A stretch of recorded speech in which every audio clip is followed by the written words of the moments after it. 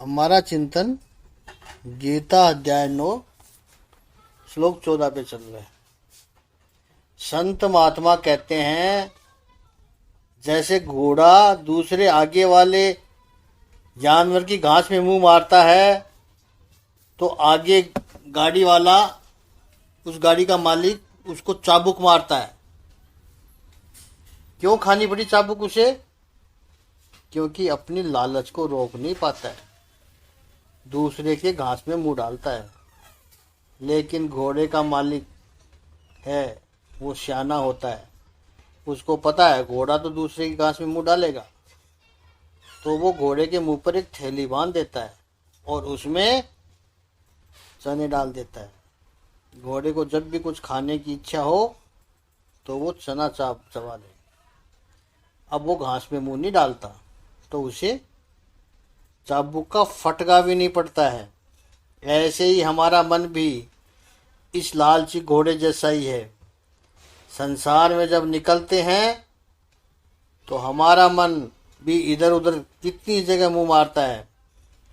आंख अपनी पसंद का देखेगी, कान अपनी पसंद का सुनता है, जीभ को कुछ नया ही स्वाद चाहिएगा, वो इधर उधर भागेगी, वो सब जगह से चाबुक खाती है। भक्त महापुरुष क्या करते हैं? भक्त इन इंद्रियों पर मन की लगाम लगाकर मन में भगवत स्मरण डाल देता है। चना रूपी भगवत स्मरण मन में डाल देता है।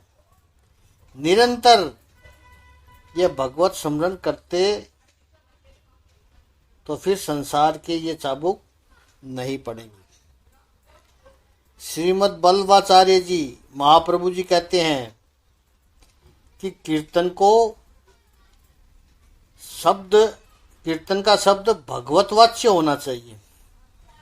फिर चाहे वो वैदिक हो या लौकिक हो, लेकिन भगवतवाचक होना चाहिए। जैसे ब्रज में रसिया गाते हैं तो उसमें भगवान श्री कृष्ण को कान्हा, कन्हैया, लल्ला ऐसे शब्द बोलते हैं। उसमें हर समय कृष्ण ही कहे ये आवश्यक नहीं है, लेकिन कोई कान्हा कहे, लाला कहे, कन्हैया कहे, वो मूल तो भगवतवाचक ही है। महाराष्ट्र के संत विट्ठल के नाम में डूब जाते हैं। अब किसी शास्त्र में भगवान का नाम विट्ठल नहीं है, बोला ही नहीं गया कहीं पर। महाप्रभु जी श्री बल्लभाचार्य जी कहते हैं कि जिस शब्द का आप कीर्तन करते हो वो वैदिक हो तो बहुत अच्छी बात है, न हो न सही, प्राकृत हो, परिभाषित हो, प्रादेशिक हो, लेकिन वो भगवतवाचक होना चाहिए। उस शब्द के स्मरण से व्यक्ति को भगवान का स्मरण पक्का चाहिए, उसे कीर्तन कहते हैं। भगवान का स्मरण कराए ऐसा कोई भी नाम निरंतर जप लिया जाए तो कीर्तन हो जाता है। वो सातत्यपूर्ण होना चाहिए। कीर्तन में 2 बातें अपेक्षित है। एक, अपने प्रभु का कोई काम किया हो उसका स्मरण होना चाहिए, और भगवान मेरे लिए निरंतर कुछ कर रहे हैं, यह कृतज्ञता का भाव होना चाहिए। मुझे प्रभु के लिए कुछ करना है और प्रभु तो निरंतर मेरे लिए कुछ न कुछ कर ही रहे हैं। इस भाव के साथ जब भगवान के नाम का स्मरण होता है तब वो कीर्तन बनता है। हमारे संसार के प्रयास, वो पुरुषार्थ तो चालू ही रहना चाहिए और उसका अचल व्रत होना चाहिए। उसने दृढ़ निश्चय कर लिया है। मेरू पर्वत विचलित हो जाए एक बार, लेकिन जिसका मन विचलित नहीं होता है, determination, firm determination, firm determination, अटल व्रत ले लिया है। भक्ति सब करते हैं, लेकिन वे या तो पास्ट टाइम एक्टिविटी करते हैं या तो लीजर एक्टिविटी करते हैं, यानी और कुछ करने को है नहीं तो कर लेते हैं, या फिर कोई समस्या आ जाए तो उस समस्या से छूटने के लिए भक्ति करते हैं। कभी एंटरटेनमेंट के रूप में करते हैं, जैसे कोई एंटरटेनमेंट के लिए फिल्म चले जाते हैं, वैसे ही कहीं सत्संग हो रहा हो, जागरण हो रहा हो, वहाँ चले जाते हैं, भजन सुन के, ज्ञान सुन के कुछ मजा आता है। फिल्म में समझो तामसी मजा आया और यहाँ सात्विक मजा आया। मजा के लिए थोड़ा समय बिताएंगे, दृढ़ संकल्प उनका नहीं होता है। भक्ति में नमस्ते का बहुत महत्व है, नम्र का बहुत महत्व है। संस्कृत में नमस्ते का अर्थ होता है मेरा कुछ है ही नहीं। ये भावना जब दृढ़ हो, ये अनुभूति हो, तभी मनुष्य नम्र बनता है। जब तक उसको लगता है ये मेरा है, ये मेरा है, तब तक थोड़ी नम्र बनेगा। तब तक तो उसका अहंकार सातवें आसमान पर रहता है। मैं सुंदर हूँ, मैं ज्ञानी हूँ, मैं पैसे वाला हूँ, मेरी इतनी सत्ता है, मेरी इतनी पहचान है, वो सब सर उठा कर ही चलेगा अपने अहंकार में। मेरा कुछ है ही नहीं, तभी व्यक्ति नम्र बनता है। वो ही नम्रता मनुष्य को नमस्कार की ओर प्रेरित करती है। शास्त्र कहता है नमस्कार 3 प्रकार से होता है, हृदय से होता है, वाणी से होता है और शरीर से होता है।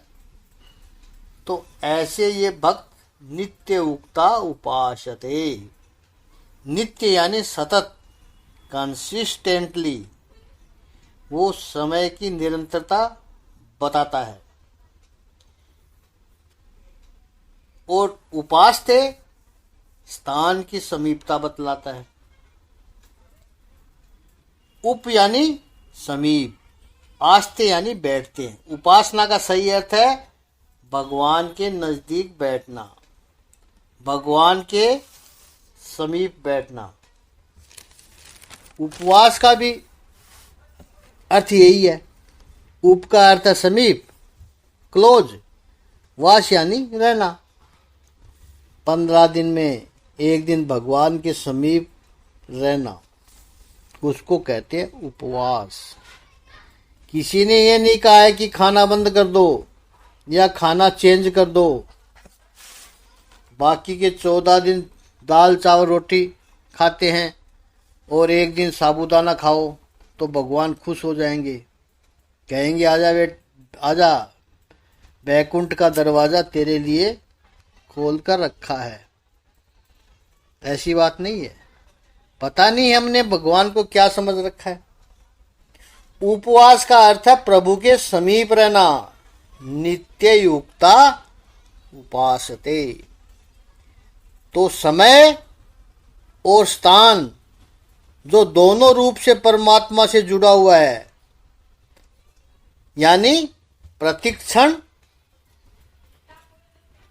और प्रत्येक स्थल में जहां भी जाए, और जिस हर समय और स्थान का बहुत महत्व है।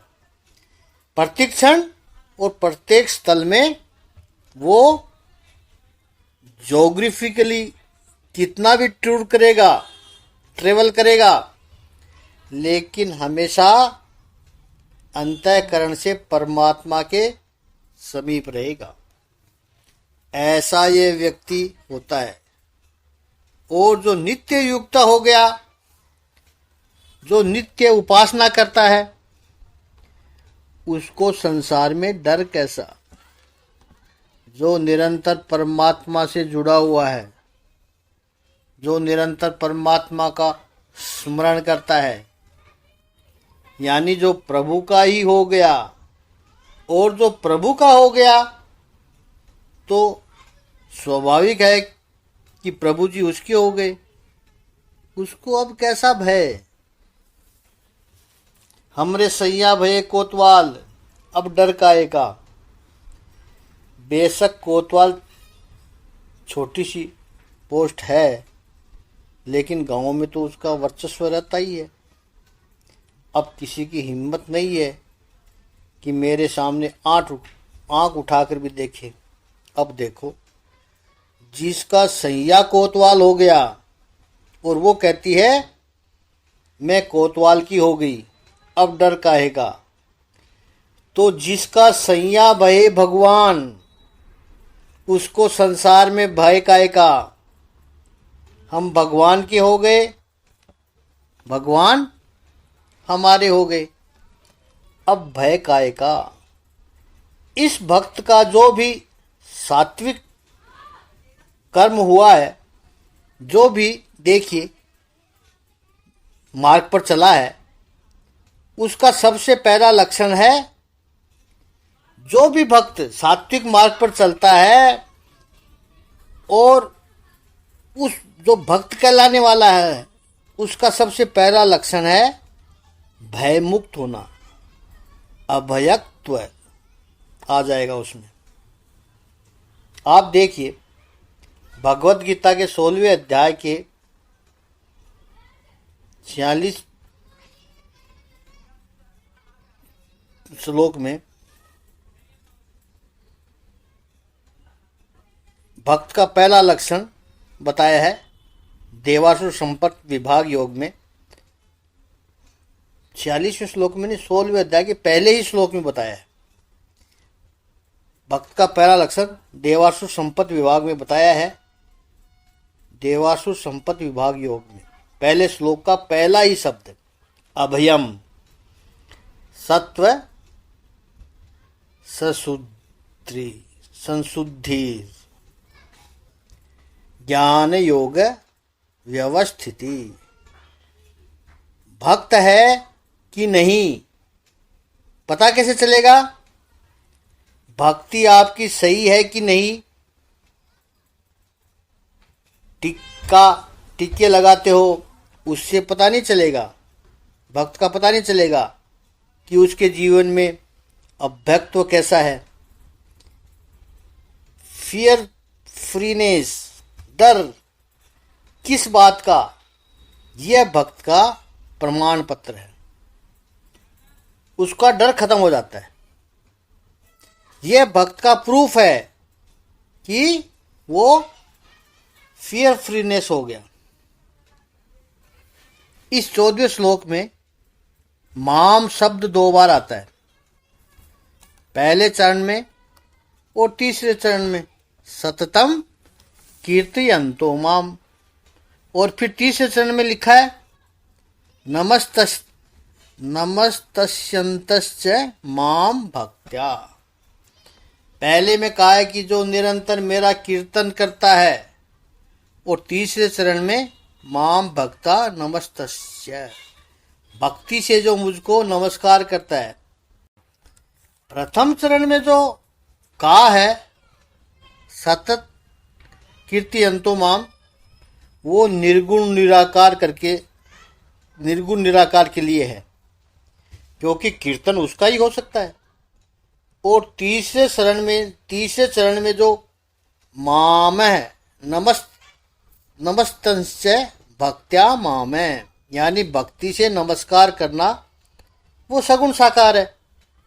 क्योंकि नमस्कार किसको करोगे, सामने कोई आकार होगा तो नमस्कार किया जाता है।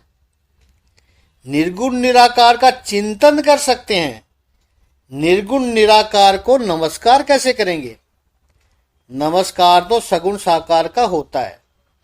तो इस श्लोक में निर्गुण निराकार के उपासक और सगुण साकार के उपासक दोनों की बात आ गई है।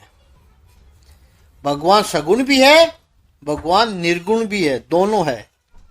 इस पर और आगे चिंतन कल करेंगे। ओम श्री सच्चिदानंद भगवान की जय। ओम श्री आनंद गंध भगवान की जय।